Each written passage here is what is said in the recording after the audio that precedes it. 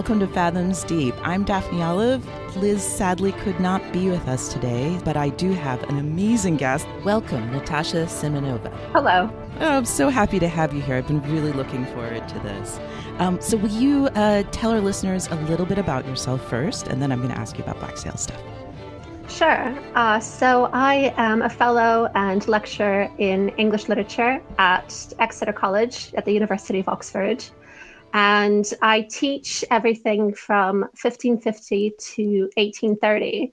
But my primary research specialism is in prose fiction of the 17th and early 18th centuries and the history of the book. So that's everything from how books are produced, how they're disseminated and circulated, and how people read them, as well as issues to do with authorship and literary property. I love that. Wow, could not be more appropriate for this wonderful show. All right, so tell us now about your history with Black Sails. When did you find Black Sails? All right, so I remember hearing about it, I think when the second series was on, about halfway through, when Flint's whole tragic backstory was first revealed and people were talking about it. And at that point, I watched the first episode. And for whatever reason, it just didn't click for me. I think I found it a bit too dark and violent and grim. So I didn't keep going. And then in March, when it finished, I started seeing reviews talking about what a good and satisfying ending it had. And that didn't go very grim. And it's interesting because a lot of my work is actually about seriality and endings and how to find a satisfying ending for something. And I find that in American television, that can be quite difficult because of how things are structured. So the idea of a show that was complete in itself and had this kind of novelistic structure to it appealed to me. And also, I was very spoiled for what was coming because of having read those reviews. And that's not necessarily how I would recommend watching it, but that helped me to get through that first season when I was a bit less into it and had to sort of I had to know what was coming in order to get there. I should maybe pause to say, I have not been good about saying this in our post-season 4 episodes. We will be talking about all 4 seasons. I don't know what we're going to talk about because we're just starting, but all 4 seasons in its entirety is on the table here. So if you haven't watched all 4 seasons of Black Sails, go watch the rest because despite Natasha's experience, I believe very strongly that this is a show that it's very important to watch it unfold the way the storytellers wanted you to experience it. No, I completely agree. And I have friends and colleagues that have gotten into watching the show who are not yet finished, and they should not be listening to this. Yes. Oh, yes. Definitely do not. Away. Yes. Go away, go watch, come back. And then you can listen to the rest of Fathoms Deep. Exactly. But yes, we were always super careful about not spoiling. Like even in our Twitter account to this day, there are certain things, there's like a list of things that we will not retweet because we don't want new watchers to see them. No, absolutely. It's such a balance. I mean, it's very hard to sell this show, I found, without spoiling it for people because of the way that it develops after the first season. And so that's a tricky one. Yeah. You just want to sit them down and force them to watch the first 8 episodes. Yep, pretty much. You can't do that because there's human rights legislation and so on. See, I knew I liked you. See, for me, I think my cell, we've talked about this before on the podcast, my cell is generally 4 episodes. Like I might like the later part of season 1 better than you do. It's possible. No, I do as well. I think the last couple of episodes of season 1, I do think are very good. For me, it was probably episode 4. And you can see that in my tweets. Yeah. I think that's that's the first one where they do any actual pirating with a ship. And so I was like, okay, as long as they're going to go and be pirates and the plot has some forward momentum. And also, I hated the Max storyline. So as soon as that moved on, I was getting. I mean, it's rough. I don't know if in hindsight I hate it. I mean, I love all of season 1. Having like my first rewatch of season 1. I think it's far too drawn out to the point of being gratuitous. Interesting. Okay, fair enough. Yeah. I mean, I think we needed Max to sort of start from the bottom, work her way up. That's very much the structure of her story. But I'm not sure we needed it in that much detail. And also, she would have started from the bottom anyway. She was already at the bottom. That is totally true. She was right. I mean, it's interesting because I do okay, we don't need to make this into a second Max episode. I do have a tendency towards that. I do think that just from having conversations with listeners and other people who've watched it, people don't quite get often how much Max was actually the lowest person in the hierarchy, even to begin with. I think a lot of people don't understand that about her. And that has to do with other things, I think, both about assumptions and about storytelling. They're just, I think, a lot of people who didn't assume from the beginning that she had been born into slavery. Right. But I mean, that is eventually revealed. Yes. And I think it's just a lazy shorthand to show women's trauma by having them be raped. Yeah, no, I totally agree with you. I've spent a lot of time arguing with people who love Outlander, which is another show I podcast about. Because this show, while I agree with you, I think this show actually did it better than most shows, because I feel like it's from a woman's perspective and the vengeance also comes from women. But yes, you're right. There is the option to just not do it. That's also an option. Yeah. And I think it creates problems for them down the line as well, in terms of how they portray the Ranger trio, Charles Vane, because I think there's a bit of a retcon happening in later seasons when they try to make them into more positive characters than we initially see them as. Yeah. I think that's one of the problems with the first season in general, is that they don't quite know what to do with them, whether they are meant to be kind of adversaries or whether they are parts of our core cast. Mm-hmm. Oh, that is an interesting perspective. All right. Let's talk about what I really wanted to ask you about is I wanted to talk about the books within the story. Mm-hmm. Personally, this was like something that I felt like I was all the time kind of going, okay, book, must Wikipedia, must, because I don't have really much just kind of basic understanding of the books. I was much, my strengths lie in different ways of looking at this story. And so please tell me, what was your favorite one of the book references that they used? All right. So first of all, I love the books. And one of the things I actually really like about the show is the way that it uses books and other forms of material text, including, the newspapers that Jack reads when he's on the loo, and the pamphlets about pirates that James and Thomas look at, everything like that.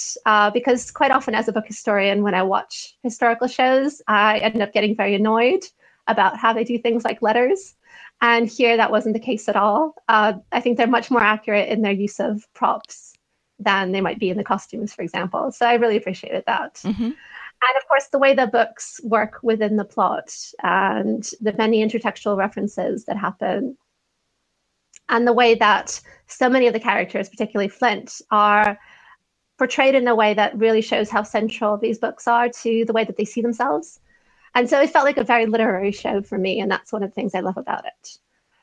My favorite, well, I mean, obviously there's a lot of very significant uses of books.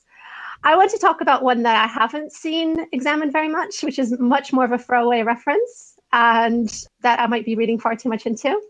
But it's the first book. Oh, there's no such thing as far as I'm concerned in reading too much in. Go for it. You might disagree after you heard me, but this is the first book that Flint gives Miranda in the very first episode where we see them together, that he picked up on the English ship. And that's a copy of, I assume, Thomas Middleton's plays.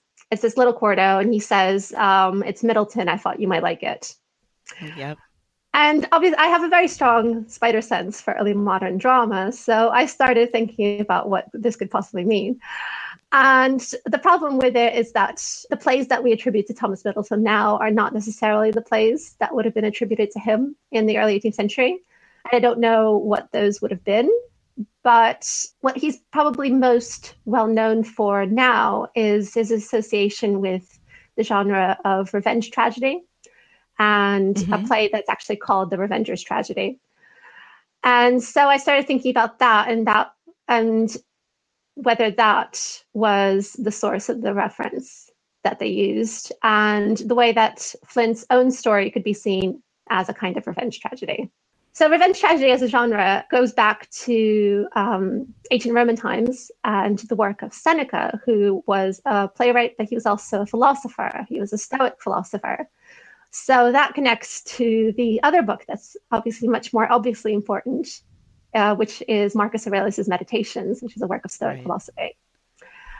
And so Stoicism, very briefly, sort of talks about how when bad things happen to you, you are meant to kind of allow them to happen and not be affected by them, as a way of kind of practicing detachment from the world. I mean, the quote that Miranda reads in the show about being a rocky promontory is very much about that.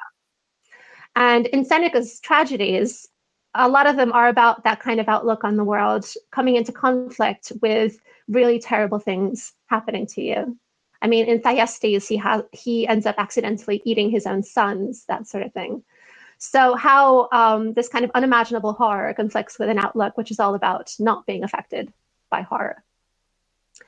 And that has its influence on Renaissance and Jacobean revenge tragedy, which often deals with problems of justice and when it's appropriate to seek revenge. So the kind of basic outline of a revenge tragedy might be, and this is the revenge tragedy in particular.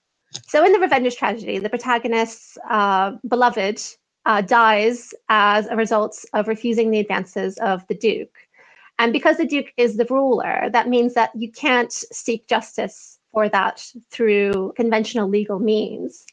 And so he ends up changing his name, changing his identity. And sounds familiar. Exactly. Yes. So he starts seeking revenge against everyone who's wronged him. And he has a kind of confidant character in doing that. But along the way, he possibly goes too far and his revenge becomes too outrageous. And so the question becomes, how far is too far and what should you do? And how is it possible to stop that cycle of revenge? Because if you kill someone who's hurt you, then their loved ones are going to seek revenge as well. And it just keeps on going forever. And how is that compatible with a civilized society? So, I mean, I think the parallels there are fairly obvious. I'm curious where you think I'm going to think you're going for a stretch here. Keep going. Well, it's a stretch because they mention the name Middleton, and that's where I've gone for this entire structural reading of the show. But I do think it works as a revenge tragedy with Flint as the revenger, because the whole point is that he can't get justice by any other means. Right. Absolutely. But then at the end, I think the way that it answers that question of how do we stop the cycle of revenge is by changing genres. And it becomes a romance, which I don't mean in the modern day love story sense. I mean, as we define early modern texts as being romances, they often involve shipwrecks, miraculous or quasi-miraculous things happening. I think the perfect example might be Shakespeare's The Winter's Tale, which is now classified as one of his romances, where at the end, Hermione, who was assumed to be dead and whose death kind of caused the entire tragedy of the first part of the play, a statue of her comes to life after 16 years. And the play kind of ends on that moment of miraculous reunion. And we never hear her speak. We don't know what she thinks about all of this, but the fact that she comes back to life allows this kind of redemption and sense of grace and mercy, where suddenly it's not a tragedy anymore. It's a tragic comedy. It's a play in which that tragic ending has been somehow averted. And I think the ending of Black Sails works in a similar way. Well, I think that honestly, Black Sails works that way to some extent, no matter how you read the ending. I mean, first of all, I just want to say, I totally think that every reference to a book made in the show is completely intentional, and that I looked up Middleton after that. The farthest we got in discussing it, I believe, was just more on a kind of character perspective of like, this is establishing very early on that James and Miranda have a connection, and that connection is through books. And so it's, it was very important just in a character way to establish this for us in the third episode, that these who these people are. It's already subverting who you think. Like you just spent 2 episodes seeing this man be brutal and scary and totally engaging, but also brutal and scary. So it was really that whole morning was a bit of like back and forth subversion of expectations about him. No, I completely agree. I think that's one of the first moments when you start to see that there might be a bit more to him than the initial presentation. And Exactly. certainly that, for me, that idea of the anti-hero protagonist who shows up on a woman's doorstep collapses because he's been pushing himself too hard, and Yeah. then gives her a book the next day. I mean, I was pretty sold right there on him as a Right? character. I know. Me too. Yes, that it was so long ago for me. I mean, I started watching, and I started watching also during second season. I had someone pushing me. My husband was convincing me, despite my protestations, that this was my show, and he had seen through to the middle of season two. Mm-hmm. So he insisted. He did almost sit me down and strap me to something and say, "Watch this show. It is your show. This will be your favorite show." He was Excellent. right. That's what loved ones are for. So yeah, so I was very lucky that I had that person to do that for me. But yeah, I wish I remembered exactly the moment. I feel like in the course of the podcast I've said many, and there are many, because honestly, there's something about the minute in the first episode when Flint takes off his Mm. headdress and you see him and they're already, I mean, that was like the first second they're subverting. Like, you're so sure it's Singleton. You're so sure that Singleton is going to be the badass pirate that just created this whole scary Mm-hmm. scenario. And then the smaller man with the headdress is the one who stops him and starts talking to the captain. And I was just like, hmm. And Yeah, no, he's pretty incredible. And I have such a weakness for that kind of character me too. as well. Yeah. He, So hilariously, Flint and Max are my two people, and I mine mean, too. Yeah. okay, Jack's my person too, but Jack's the person I want to hang out with, and Flint and Max are the characters that are like my characters, but they're Yeah. quite Would start a war for them both. Absolutely. excellent. I'm so glad that we can do that together. So yeah, do you? So you had said something about Defoe as well. Would you like to elaborate on that? Because I think that's more of an outside of the text Hmm. conversation, but I would love to hear what you have to say about that. So, when it comes to a show set in 1715 and involving pirates and piracy, for me, Defoe was the first kind of place that I went to in terms Hmm. of thinking of a contemporary reference. And I do think there are things about it that can tie into Defoe's work. First of all, Singleton. Captain Singleton is a book by Defoe. I think that's probably where his name comes from. Oh I my don't think it's in goodness, Treasure Island. Yeah. that is fabulous. Thank you for that. All right. And just that sort of structure of it, where it's about people who are somehow outside of the law, who start from the bottom, who work their way up, and economically, and who do things that might be seen as immoral along the way, but Hmm. that kind of the ending redemption of it cancels that out in some sense. I think particularly Max, her storyline is a very Defoe heroine storyline. If you look at something like Maud Flanders or Roxana, you have these women who are very ambitious, but who don't have the economic opportunities within their society that are afforded to men. And Defoe is very explicit about that. And so the only way that they can advance is through selling themselves and through prostitution. And then eventually they get to a point where they don't have to do that anymore. So I think Max's storyline really reminded me of that. And then, of course, the obvious reference is Woodes Rogers's bloody book, Cruising Voyage Hmm. Around the World, which is usually seen as the inspiration for Robinson Crusoe, because it includes that story of the sailor Alexander Selkirk, who was marooned on an island for 4 years. And that's probably where Defoe got that idea from. So just the fact that Defoe writes about the early 18th century, and he was a journalist, he was a novelist, and he kind of reflects society at the time. So that's why I thought of him while I was watching the show. Oh, that's so interesting. I need a year sabbatical from life just to read all of these things and think about how they relate. I'm not getting that year. I mean, I don't think anyone should have to read Defoe. There was a theory that he was the real author of the general history of the pirates, Hmm. Oh, which, that's interesting as well. yeah, I mean, it's by a Captain Johnson, and we don't know exactly Right. who that is. The problem with Defoe is that he published so much anonymously or pseudonymously that we still don't know exactly what he wrote. Hmm. And I think there's a tendency to attribute pretty much everything from the early 18th century, if we don't know who wrote it, to Defoe. Sure. Yeah. Okay. Yeah, that makes a lot of sense. So are there other of the book references in the show that were interesting to you in the same way, or was it mostly the Middleton? No, they were all interesting to me. I mean, I love the Odyssey references, Hmm. obviously, and the Cervantes references as well. The fact that it wasn't just Don Quixote, it was La Galatea as well. I mean, that's Right. pretty committed. I just, in general, I liked the way that the characters, their personalities and their viewpoints were embedded in their reading and their experience of literature. I always appreciate that in a show. Yeah, no, I do too.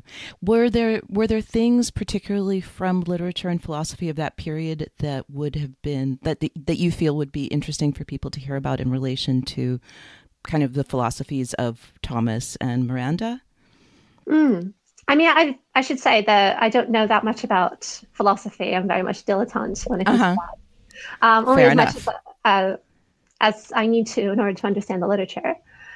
I know that you talked about with Elizabeth and Gav about Hmm. their project of Hmm. reading things that might be Yes. relevant to the Hamiltons. And I don't want to misrepresent the nature of that quote unquote project. I think certainly for Elizabeth, the point was to try and write fan fiction from his point Hmm. of view, and therefore Hmm. to sort of immerse yourself in this kinds of things that might inform a person of that period. The books that we know are relevant for the Hamiltons and for the other characters are the ones that are cited in the show. Fair enough. So That is beyond true. that, it's pretty much speculation. I mean, it's like talking about what Thomas Hamilton's favorite color is, which I obviously would find a fascinating topic of discussion, but it's that same level of extrapolations involved.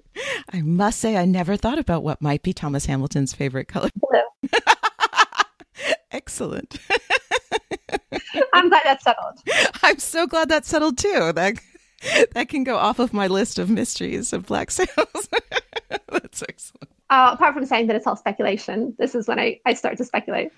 You are talking to someone who just like compared a whole bunch of the characters to Greek gods and like brought in a piece of mythology that was never mentioned in the show. So, I am your happy audience. Please speculate away. I will enjoy every bit of it. In terms of speculating about these things, I think my basic principles were that someone in 1705 is going to be involved in contemporary debates, but Mm-hmm. his most formative influences will be things that he's read as part of his education or when he was kind of coming of age as a thinker. So, in recommending books to read, I tended to go for older texts. And one of the things that I've actually studied in my research is this idea that once a book is published and has had its first bloom of popularity, it doesn't just disappear, it continues to have an influence and an afterlife. And then my other principle for thinking about books that might be relevant is that they're not necessarily going to be the same texts that we think of as being the most canonical and the most influential from that Absolutely. period. Sure. One example of that would be Shakespeare. So Thomas Hamilton has probably heard of Shakespeare, but he might think of him as being just an entertaining pre-Restoration playwright, Hmm. because that kind of the whole canonization of Shakespeare as the national poet doesn't happen until later in the 18th century. Another example would be Donne. A lot of people really like Donne's poetry. They find it very romantic. It's not anachronistic for Thomas to cite it, but also you have to keep in mind that Donne doesn't have the kind of reputation that he has now following the critical rediscovery of the metaphysical poets in the early 20th century. So someone like Francis Quarles, who was a poet who wrote about love and who was very popular at that time, might be a better choice.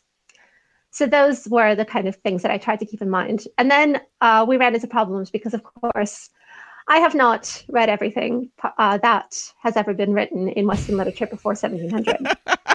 Appearing to the contrary. I'm But, glad you added that caveat. and a hypothetical Thomas Hamilton has not read everything in Western literature published before 1700. So the overlap between those two sets is always going to be arbitrary. Mm-hmm. So I tried to pick some things that I thought might be interesting, but also I don't think that you have to read all of Milton's prose works and Argyllis and Parthenia or whatever the case might be in order to really understand this character. I mean, Mm-hmm. this is just us having fun, really. Yeah, that's great. I mean, it's it just I loved the idea of the project, and Mhm.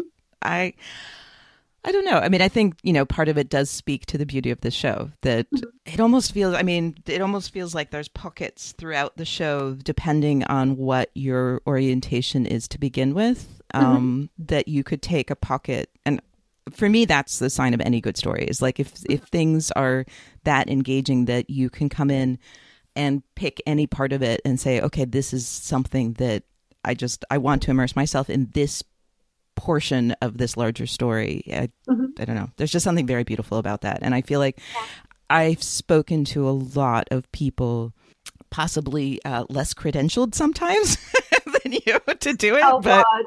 but I just feel like there's so many spaces in between the story that we're given, Mhm. as kind of rich and full as it is. There's so many spaces in between where one could just kind of go crazy with like Mhm. beautiful other stories that feel, they don't feel like side stories. They feel like their own rich worlds. Extensions, yeah. Yeah, exactly. I mean, something that I appreciated about the show as a quote unquote specialist is it felt accurate to me in a general sense, Mm-hmm. but it wasn't, it didn't go into the politics of the time, for example. Sure. And in many ways, it was kind of a play on the idea of the early 18th century. It was still trying Mm-hmm. to be authentic, but if things didn't work for the story that they were trying to tell, they felt free to disregard them. It Yes. was more of a kind of Linda Hutchin, the theorist, has a term called historiographic metafiction Mm-hmm. for postmodern novels that play with the conventions of historical fiction, but also sort of comment on them. So something like The French Lieutenant's Woman, Mm-hmm. which isn't a book that I happen to like, but would be one example, or James Coetzee's Foe. Things that aren't just about a period in history, but are about the process by which we know a period in history. Yes. And that's very much what I felt like Black Sails was doing. That it wasn't about trying to get an authentic picture of what life would have been like for pirates at this time. It was commenting on how we can We see tell a them. story about 18th century Right. pirates. Right. Well, and that interplay is there. I mean, throughout the show, but especially near the end of season 4. I mean, Mm-hmm. they're telling us all over and over again that this is an interplay between this story that you're watching and us using your expectations and assumptions, which they had been doing from the beginning. I mean, I had this whole theory about the cold opens, that the Mm-hmm. cold opens, I was very sad there wasn't a cold open for season 4. But because I had this theory, and it's the show has to work with my theories. That's the most important thing. But that each cold open was about our ideas of pirates, and the whole monsters and men thing was Mm. that the first cold open was showing us, what we ended up in what we ended up calling in Fathoms Deep World pirate theater. Mm-hmm. That the whole thing about how they built up this idea of them being terrifying, right? We're like, oh, they're just playing on every single assumption we have about pirates in the first cold open. And then immediately after, you see Joshua goofing around with Gates, and Mm-hmm. it's broken to pieces. And That's interesting because it's true. Those first three season openings do exactly that. right. And each one subverts the other one. Like the second one, then you're like, oh, I mean, literally, the captain says, these aren't monsters, they're men. And then he's confronted with Ned Lowe. Right. Well, I think that actually helps me to reconcile me to that entire Ned Lowe storyline, which I never really liked. For me, that's what Ned Lowe's job is. Ned Lowe's job was you spend all of the first season, even though Flint does do monstrous things, and the most monstrous thing at the end of the first season. Mm-hmm. And yet, I mean, again, always subverted, because while he's killing your favorite character, you feel for him more than you ever have before. Yeah, that's true. Ned Lowe's job was to then, like, you spend all of season 1 saying, oh, I know these guys, these are my guys, like they're not monsters, they're men. And then boom, Ned Lowe is there to remind you that you can't get that comfortable, that you Mm-hmm. that you I shouldn't be so suppose so. comfortable with the. Yeah. And so then there's the interplay, and then the cold open of the third season is when we see Blackbeard, and so that kind of is playing it from both sides at the same time, because the guys who come onto the ship, the brothers of his wife, they board the same way we always see pirates board, where you see their boots stomping. And then, so you think, okay, those are the pirates. And then they come into the cabin of someone that you think is just a dude. So you're like, okay, I know what's going on. I've learned. The show has explained to me. I know what I'm supposed to expect here. These are the pirates. He's the captain. But it turns out that he's a pirate disguising himself as not a pirate. Interesting. I think my problem with Ned Lowe is that he's such a one-dimensional character. I mean, the idea that pirates are sometimes violent and bad was not one that I felt necessarily needed. I thought that was kind of taken as understood. And also, he's so unembedded in the rest of the narrative. He's just kind of there, and then he gets killed off. Well, he doesn't relate to anyone else. Okay, so I have something to say about that. It's funny. I'm about to we're probably going to release this episode after the one where I'm talking to Megan Young, but I'm actually going to be talking to her about Abigail tomorrow. And we keep Abigail. I love Abigail. I know everyone loves Abigail. But no, I actually see Ned Lowe as part of the story of season 2 is about truth. And I really love that we get that on both sides. Like basically the 3 people who talk most about truth in season 2, truth and honesty, are Ned Lowe, Vane, and Abigail, and that the 3 are all tied together, that they're both her captors, obviously, but that we start in a season that's essentially about to give us the truth of Flint. We have Ned Lowe presenting one idea of honesty as brutality. And then we have Vane with his constant talk about, which you can take in a lot of directions, his approach to honesty and an honesty of character. And then you have Abigail at the end who goes through the transformation she does about the whole monsters and men question. And then you have the piano key thing that ties her back to Vane in season 3.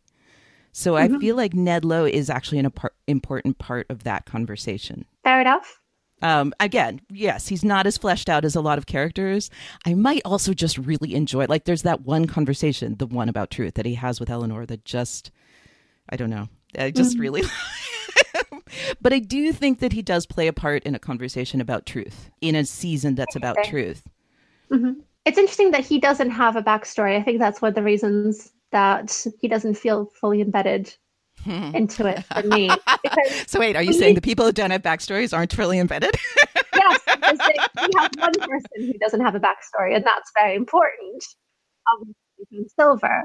And the fact that he's the only one who doesn't have a backstory is significant.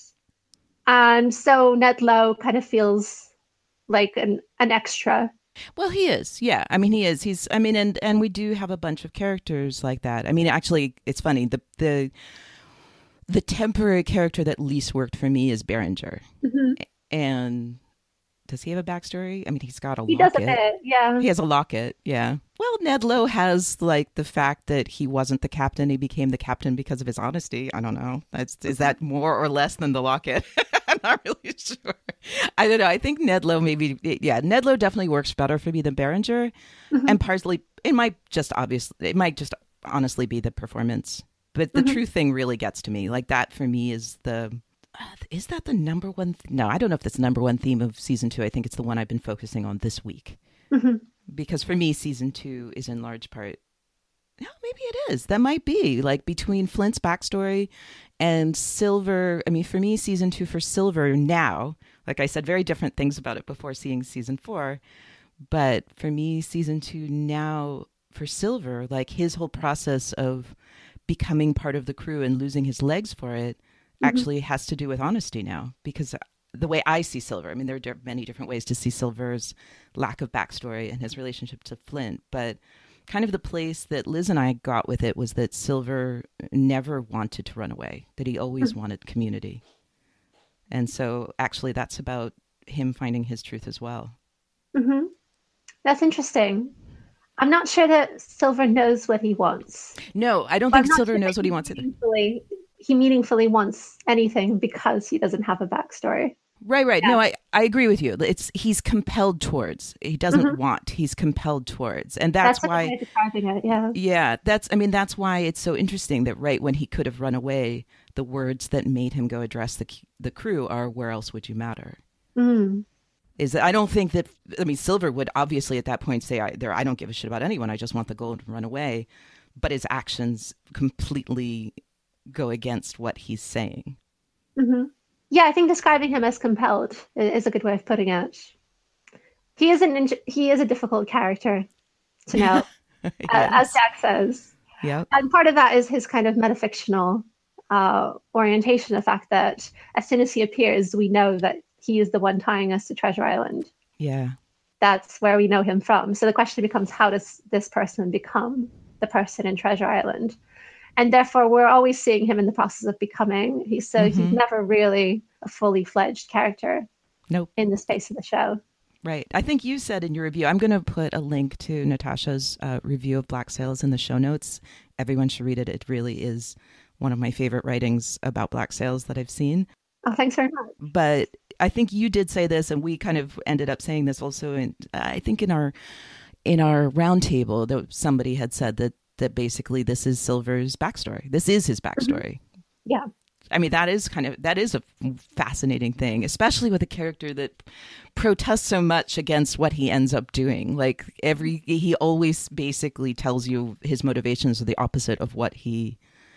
And I don't think, I mean, some people do see that as, I mean, I know that there are people who see Silver as being just the greatest manipulator and that he always was self-serving from the very beginning. I don't see him that way. No, me But yeah, I see Silver as someone who doesn't know himself, and often I'm going to have to use compel all the time now. I don't think I've ever used that for him, but that he is compelled.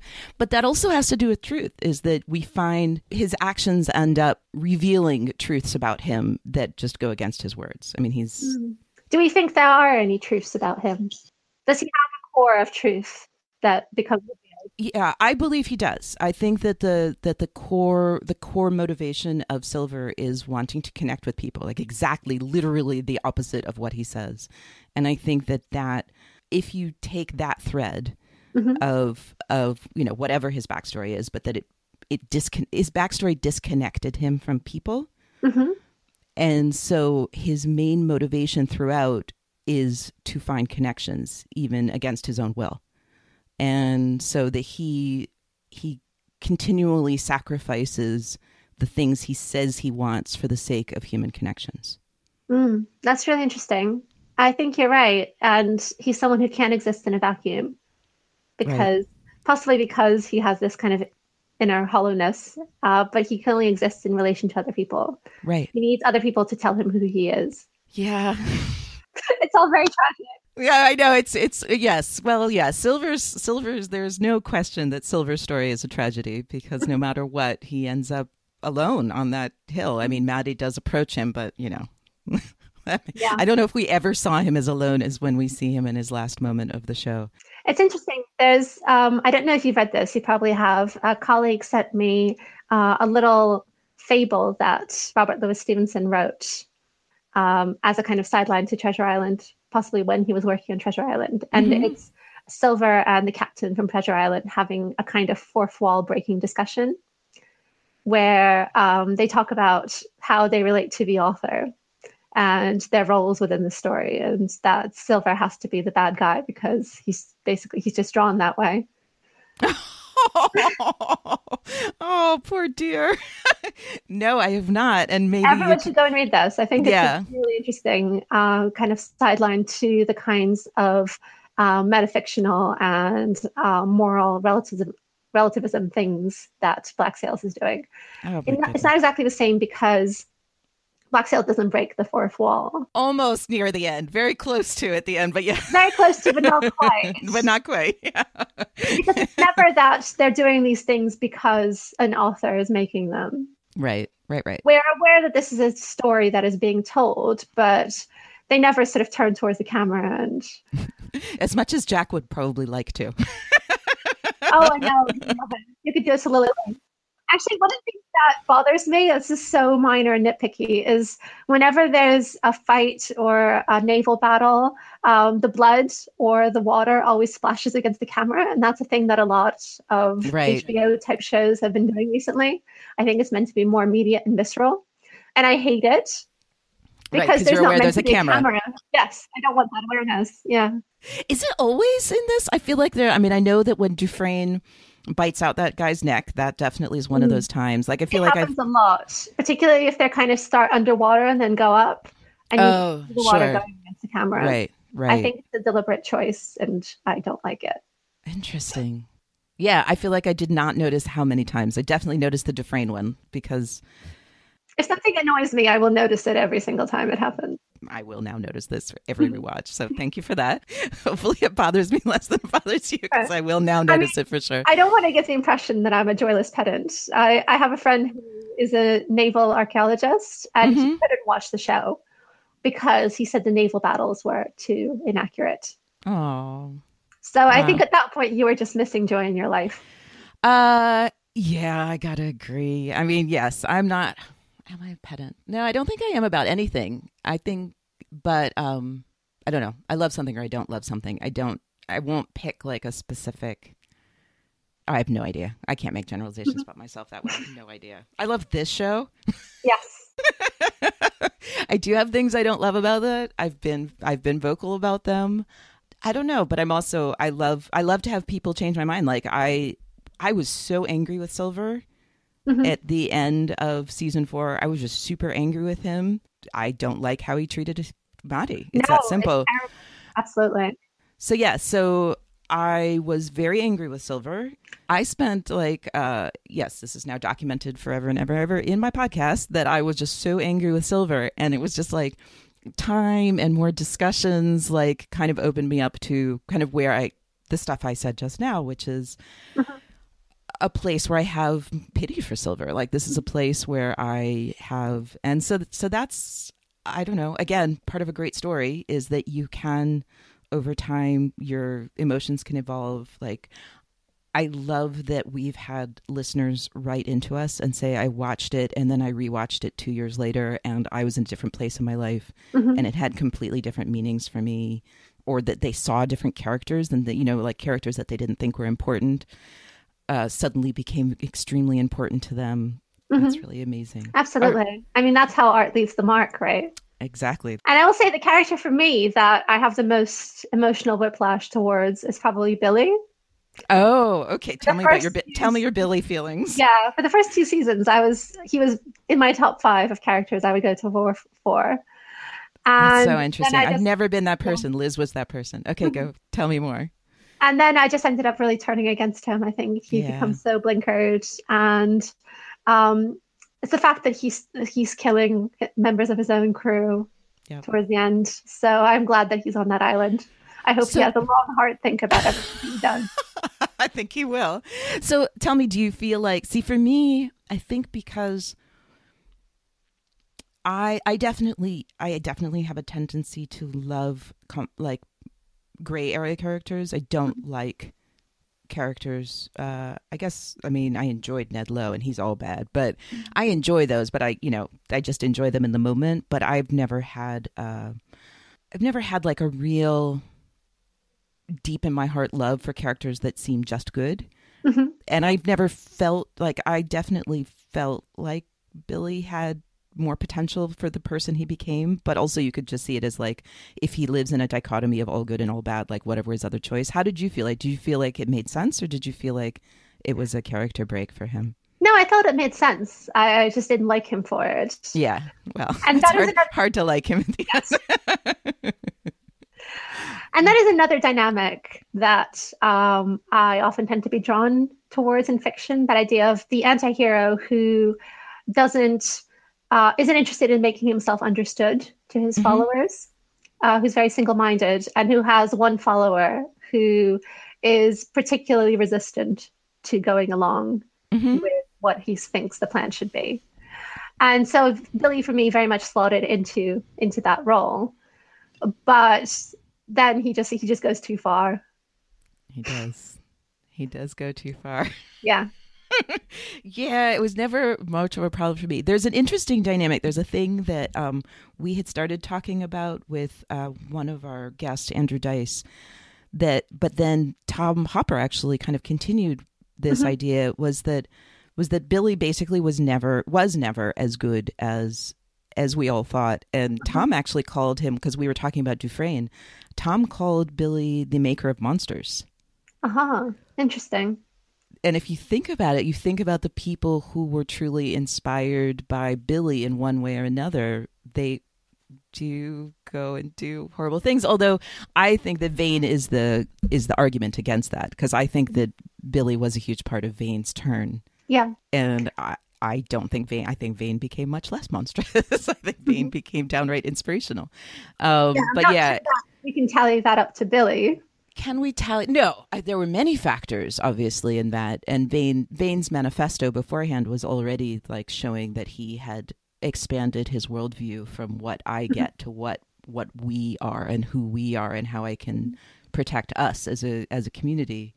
But I do think that Billy did that final push, like that conversation that they had, you know, the proper pirate and loyal to a fault, and they see all of us the same. I think, you know, that happening right before hearing that Flint was being tried. Really, I think that had a huge part in it. Yeah. I think Vane needed to hear that from someone like Billy, because he was so focused on Flint being not a proper pirate that he would never listen to Flint. Is Billy a proper pirate? Is Billy a proper pirate? That is a great question. I don't think so. Oh, God, if I say that, I actually have to say, why don't I? The Billy okay, do you think that Billy is a proper pirate? Well, what's a proper pirate? Define your terms. I know, right, huh? I will say one thing that I do really like about Billy is his backstory of being in the Levelers and being impressed and then not being able to go back because he's done something that goes against his moral code. Yes. And that's one of the ways that the show does feel very embedded in genuine 17th century history without being too heavy-handed about it. It's just something that affects this particular character. I'm a 17th century specialist who's done quite a lot of work on nonconformist sex after Restoration. So it is something that I know quite a bit about. I don't know how widespread that knowledge is. Okay, so but tell me, so are there aspects of the Levelers that are particularly interesting to you? That definitely is one of the things that I kind of Wikipedia'd when we were doing that episode and was like, how did I not look this up earlier? Until I was a podcaster, I suddenly was like, I need to understand what they're talking about here. Like I went in with just like general assumption that was something political and had to do with what you would assume. I mean, it is a reference that works kind of perfectly, because I'm sure that if you know a lot about it, it probably has a lot of meaning. And if you don't know a lot about it, it still has some meaning. Like you can kind of infer what that might mean. So are there aspects of the Levelers that are particularly interesting to you in this context? Well, partly is they were a political movement, and they were this kind of proto-communist movement that started around the time of the Civil Wars that called for the leveling of property in England. But the thing that I find most interesting in terms of Billy is that they come out of this period in the 1640s when censorship breaks down and there's a lot more unlicensed printing. And so a lot of these political and religious splinter groups that start out in this period are able to get their ideas out through print and through writing and pamphleteering and so on. And after the Restoration, they go underground, but there's still a lot of unlicensed printing activity.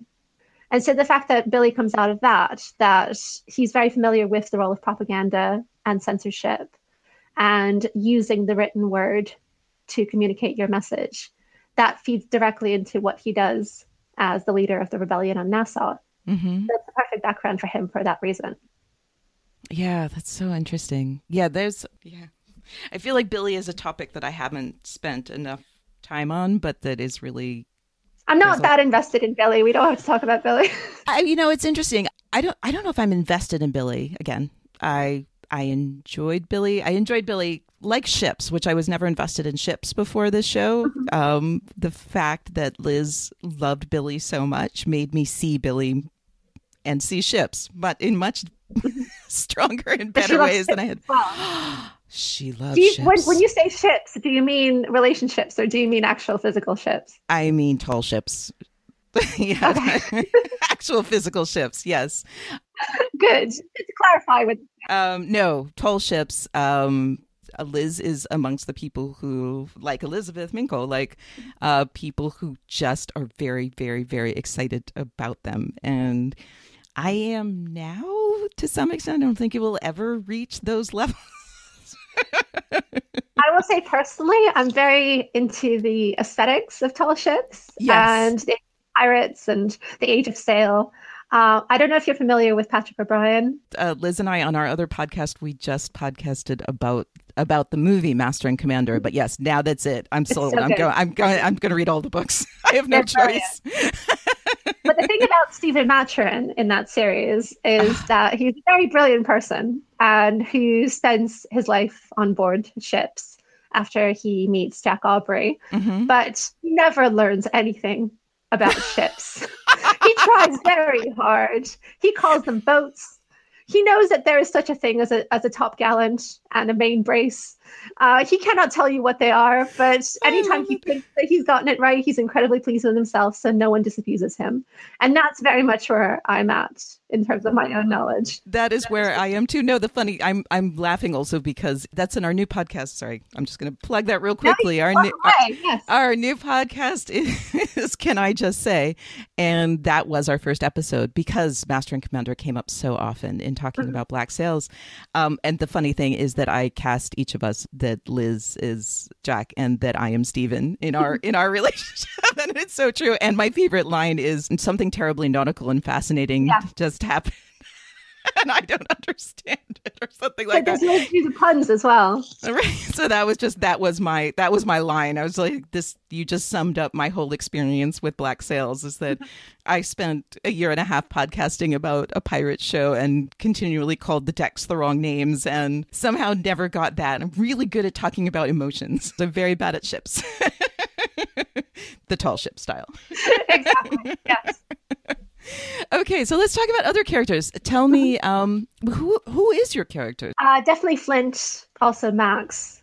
I mean, and it's interesting, the two of them, I think, are kind of the alternate protagonists of the show, that you can see it from either of their perspectives. And they both fit into specific archetypes of characters that I tend to be very drawn to. Flint as the anti-hero who doesn't reveal his true motivations and is very kind of intellectual and conflicted and has a lot of feelings that he doesn't show to people. So many feelings. Oh, yes. So many. And then Max is the economic mastermind and strategist who starts at the bottom and works her way up. And you just want to see her succeed. Oh, yeah. They have a lot of commonalities, too, because Max is also a person with so many feelings and doesn't show them. Yeah. It's interesting that we never really see them meet. Nope. Which was a frustration to me in watching the show. But it sort of works structurally because if you see them as alternative protagonists, they are always going to be like ships that pass in the night. Exactly. They almost but don't quite intersect. But at the same time, I would have loved to see a scene between the two of them in which they just hash things out. That would have been brilliant.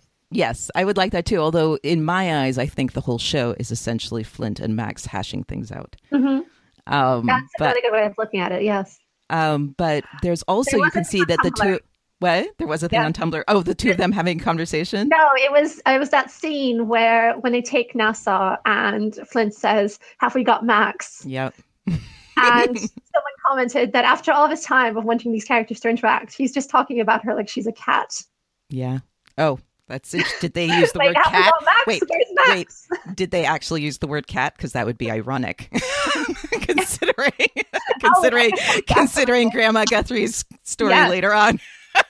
They are both cats. And so the question is which cat is going to get drowned for Nassau to proceed. That is true in one sense. I mean, I'm very tied to Grandma Guthrie and Max both being the secret protagonist of the cat story, and that's where I see Max place as. Absolutely, yes. I just mean that in the sense that Flint and Max are opposites or parallels, it has to be one or the other. Yep. Absolutely. Well, and there's also the whole element, oh goodness, I've gotten so bad at attribution now, like who brought up what brilliant idea. Andrew, I'm sorry if it's you because I always don't remember, Andrew, that you said something brilliant, but this might be Alistair Stevens who said this, that the idea that Flint, actually this might be Liz that said this, the idea that Flint and Max as kind of protagonist and secret protagonist. The other thing that's interesting about the fact that they never meet is that one is essentially living in the real world, the physical, non-story based world, although a character created by Black Sails, but in that, like, kind of the mundane world, and that the Treasure Island characters are existing in this quasi mundane world because they are characters from a book. So that they're all almost living on separate planes from each other, Flint and Max. That he is the ghost of Treasure Island. So he's got this kind of existence that's in the mundane world, but also outside of it. And that she is the character most based in the mundane world, and all the other characters kind of live on some place in that spectrum between the two. That's an interesting way of looking at it, particularly since Max is one of our few characters who has no historical basis and isn't in Treasure Island. Right, exactly. I know as the show aired, a lot of people wanted to fit her into the Treasure Island narrative by marrying her off to Silver. Yep. And that didn't end up happening. And so she's just this kind of standalone character who I think represents all of the people who don't make their way into recorded history or into stories like Treasure Island. That she's there, she's absolutely essential, but no one's ever going to know about her apart from watching this story. I had this fanciful thought that Max represented second wave feminism and Flint represents post-structuralism. Oh, please, go on. I would love to hear about that. Okay, so this is terrible, but nothing like a statement that's prefaced by "this is terrible." Yeah. Please go on. It's that sense in which Flint and his story is all about subverting the idea of narrative truth and it's just all about knocking down everything. I mean, by the end, he just wants to subvert their entire society and all of the underpinnings of civilization in the new world and just get rid of everything. And Max is the one on the side of civilization. Right. And so for her, it's about saying, well, yes, there are a lot of things wrong with the way that society is constituted, but she wants a piece of that action. She wants to inhabit the master's house. That's literally what she says she wants to do. It's literally what she says. Yes. And she doesn't want to knock it down. She wants to live in it, and she wants the benefits of doing that and to be allowed to participate in a society that she's not previously been allowed to participate in. Whereas Flint is in the position of being able to say, no, let's just get rid of everything. And that's the fundamental disagreement between them. And a lot of feminists reacted that way to post-structuralism in the 80s. They said, it's all very well for you to get rid of subjectivity and humanism and identity, but we've just got to the point of being able to claim our own identities and to be subjects. I like it. It's a stretch. No, doesn't feel like a stretch to me at all. Totally works for me. I like it very much. Well, and I think that is at the core of the central, basically, argument that's going on in the show. And it has to do also with class. I mean, it makes sense not just as feminism, but as a class and a race issue, because... Oh, absolutely. Yes. No, that's... James isn't, I mean, he's not Thomas and Miranda. He wasn't of the actual ruling class, but he was a person who came from a place, he had worked his way up, but not, he was not a prostitute who had been a slave.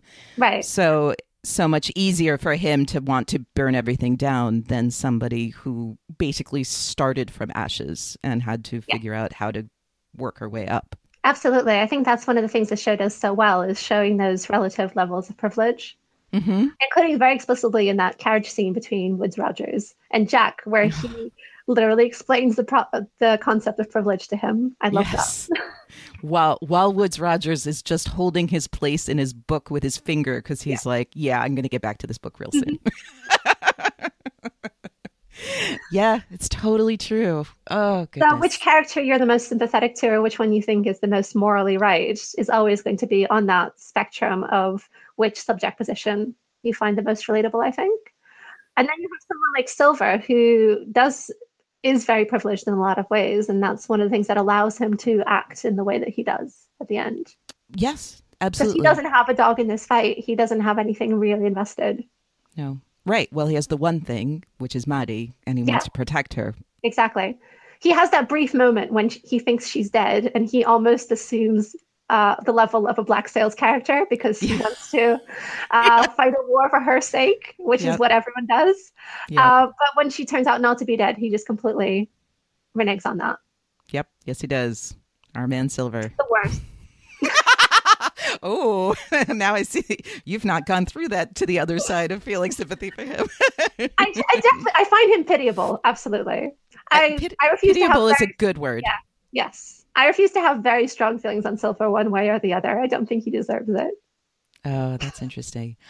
That's so interesting. No, I think my role in being a person who watches television is to find, okay, except maybe Billy. I never had really strong feelings about Billy, but for characters who often draw ire, let's say that, I feel like my role, it's not something I consciously do, but what I end up doing is like just like thinking about them, thinking about them, thinking about them until I put myself enough in their shoes that I have extreme empathy for them. Like when most of my friends couldn't stand Eleanor, I was the person who was like, I can totally imagine being an Eleanor and how hard that would be. So now I've gone there with Silver. Like I started angry and now I'm there with Silver. Like, again, I don't like his choices, but I feel his choices. Like I understand. And I think, I mean, that is one of the beautiful things about like what you said about that depending on your orientation, that you would identify with characters based on. I think this show actually puts you in a place where if you think about it or you watch it a few times, you end up quite conflicted. Like the thing that and that's what's the beauty for me is that I feel like this show often took me, like if you said this is what the story is going to be, I would be like, oh, this is my character, I know who I'm behind, like I know exactly how I'm going to feel about this. And that often this process of the story unfolding put me in places emotionally that were very different than what I expected, and that process was fascinating. I mean, I feel like I learned a lot about myself in the process of watching this show. Absolutely. I would agree with that. And the way that particular characters shift their allegiances and the way that they are portrayed to the audience over the course of the show, I think for the most part is really complex and really successful. There are a couple of things where I felt that they were trying to retrospectively rewrite the characters, mainly Vane. But then I struggled to care about Vane, as we'll have gathered. It's okay. There are other people who care about Vane enough for I know. everyone in the world, so that's just fine. I do. It's funny. Vane snuck up on me. I was definitely not a person who cared about Vane. I just recently said this to Zach McGowan. What possessed me? I don't know. Just interesting. It's all right. He knows he has fans. Oh no, it was quite hilarious. I was feeding him rum at the time, and he. Oh well, in that case, I'm sure he didn't mind. No, I was definitely not a Vane fan from the beginning. He did win me over. I mean, I agree that he does develop in stature towards the end of his storyline. I mean, nothing in life became him so well as the leaving of it. Right. And by the time that he dies, you do care. And for the most part, I cared because you could see how Jack and Anne cared. And I cared about them. But then that also doesn't square with the way that they talk about him in season 1. Yes, so that felt that it was being retroactively imposed. Right. That is one of that I brought that up at the time, that it was that when, and it happens pretty quickly actually, when Jack goes very quickly from like Vane was someone we survived to like Vane's the most important person to me. Yeah. There is a bit of a problem there. Yeah. I mean, in a show that's so tightly written and that feels like it has an arc all the way through, that's one of the places where I think that they stumble a little bit. Yep, I agree. And yes, we're both coming from this, obviously, from a place of deep, deep love. So it's okay. For the show, but not for Charles Vane. Yeah. No, I actually have pretty deep love for Charles Vane.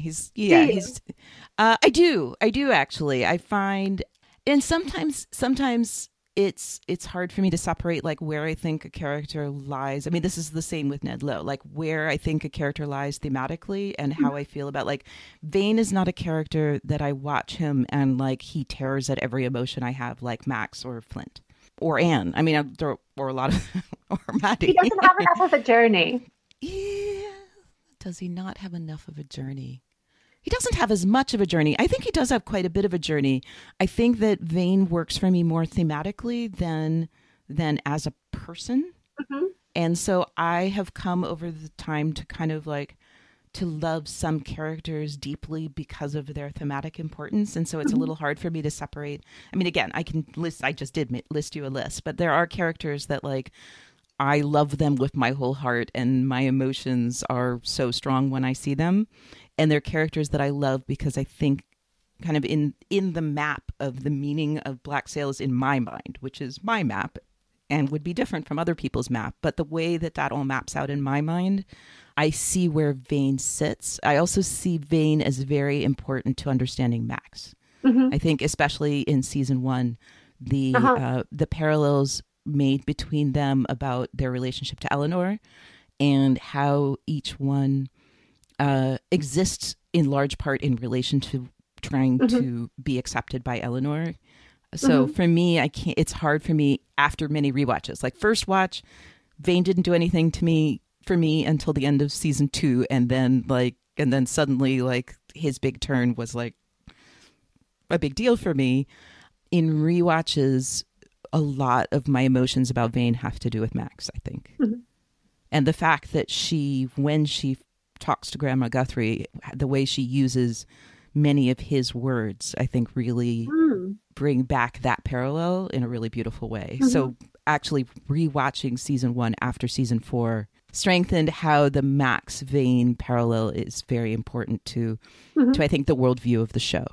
That's really interesting. I mean, I think that this is another case where, to go back to what I was saying at the beginning, the way that the Max storyline is handled in season 1 kind of undermines that our ability to read it that way. At least I have trouble with that. Sure. I think if it hadn't been so brutal and drawn out, it would be easier for me to see Vane and Max as parallels. But I just can't quite get past that, I think. Yeah. No, I totally get that. Right. And to be honest, I mean, I think a lot of that being drawn out the way it was more about Anne than about Max anyway. I mean, I think that was... Yeah, in retrospect, I can see that, yeah. Right. That was kind of Anne's inciting incident to like to start becoming the person that she was going to become. Like up until then, Anne almost didn't exist in the show. And that was when Anne started the process of going through the process that she was going to go through. Yeah, I think you're right. I'm going to have to put more thought into that. All right, this has been such a great interview. And let's end the way that Liz and I always end. Do you want to tell me your favorite thing in Black Sails? Can you pick one favorite thing? You can cheat and pick more than one. A favorite moment. Well, Thomas Hamilton, obviously. The end of season 2, episode 5. Yeah. Favorite moment. It's also that moment earlier when we see the dinner party and James stands up for him. And then he takes off his wig and the tears are standing in his eyes. Beautiful. I know. Yeah. It's stunning. It's really, really stunning. He's so beautiful and so good. It's so beautiful and so good. It's true. Okay, Charlie, this episode is dedicated to you, I think. That's one of our listeners. I mean, that is my academic opinion, I have to say. On behalf of the University of Oxford. Hamilton is the best. Okay, that's it. Thomas Hamilton has now been declared, really in very official terms, the best. I don't know who would argue with you about that, but yes. I'm glad we have the weight of Oxford University behind that. Did you want to give me any more, or we're just... No, I'm happy with Thomas that. Hamilton all the way. Yes. Okay, that is fabulous. Very appropriate. Thank you so much for coming to talk with me. It has been my pleasure. Tell people where they can find you on the internet. So I'm on Twitter at Philistella, and you can find me there. I will quite often be talking about Black Sails, even when I'm meant to be professional. As people do. And I have a book out as well that you can read if you have a spare £55 or are located near to an academic library. It's about sequels. Fabulous. Well, I'm going to put links to all of those things and your review. Yes, thank you so much. My pleasure. All right. Bye-bye.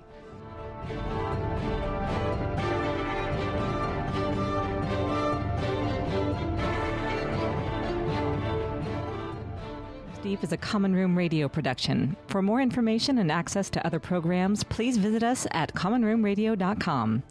To show your support, pledges of as little as $1 a month can be made to patreon.com/commonroomradio. Join the conversation by using the hashtag FathomsDeep and follow us on Twitter at BlackSalesCast. We ask that you keep your tweets respectful and positive, and please avoid spoilers. If you have more to say, we want to hear it in all its spoiler glory. Email us at podcast@commonroomradio.com with Fathoms Deep in the subject line. Thanks for listening.